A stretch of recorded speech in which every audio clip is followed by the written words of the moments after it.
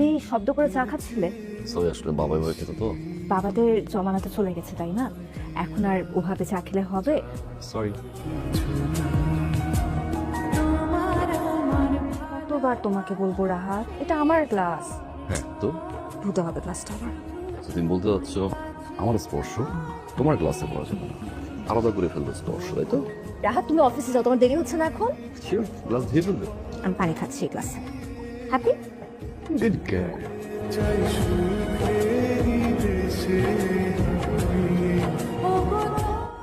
By. By.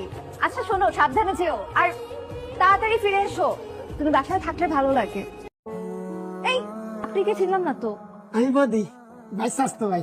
Job ইন্টারভিউর জন্য এসেছেন? জি জি। বদি ভাই, কিছু মনে না করলে কিছুটা একটা খুলে বাইরে রেখে আসবেন।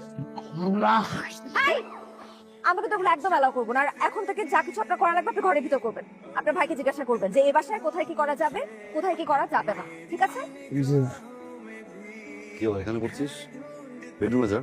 যদি নোংরা হয়? পড়তে হবে না, যা গিয়ে ঘুমা। আমার বেডরুমে ঘুমাইতে ভয় লাগে। কেন?